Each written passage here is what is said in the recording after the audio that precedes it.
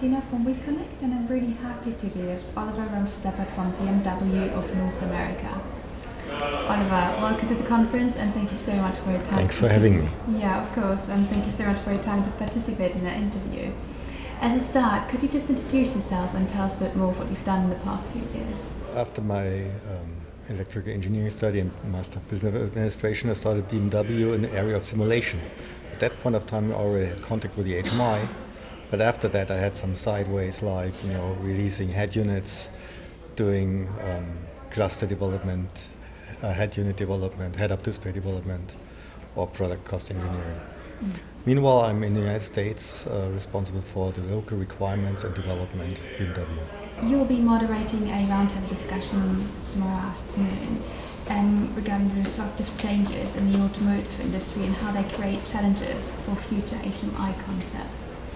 What particular challenges have you brought to the conference? Well, I think if you look at the whole industry, there are changes regarding the business model and regarding what technology we use.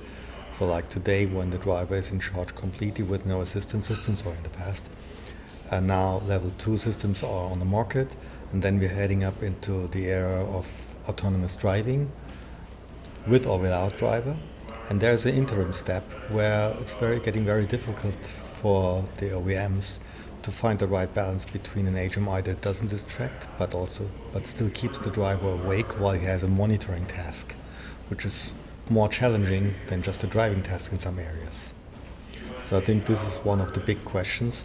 Second one is, of course, if the driving is more comparable between the different OEMs, the interior and the HMI, or the user interface, gets more differentiating between the different OEMs.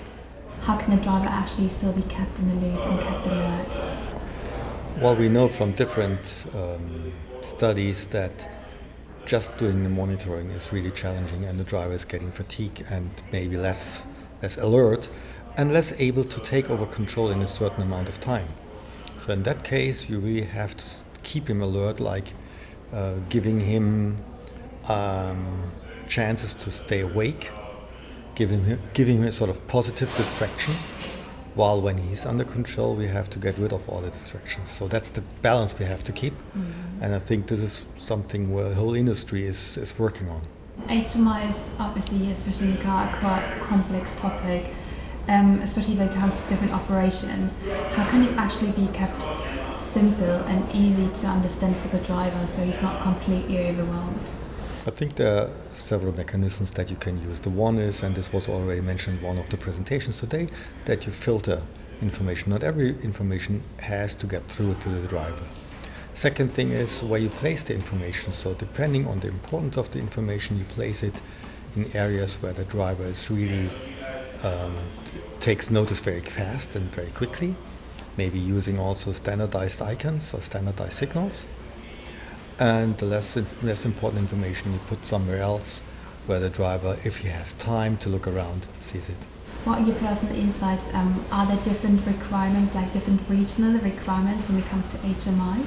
Definitely, if you look between Europe and Asia, obviously the language and the letters, but also from the cultural point of view, from the experience with the cars, there are differences. Regarding United States and Europe, I think you have to have a closer look whether there are really differences. I think if you look at the culture of the United States, how they deal with technology is sometimes different than the one in Europe. Well, great. Thank you so much for sharing your insights with us. It's really much appreciated, and I hope you enjoy the rest of the conference. Thank you very much. Sure will do.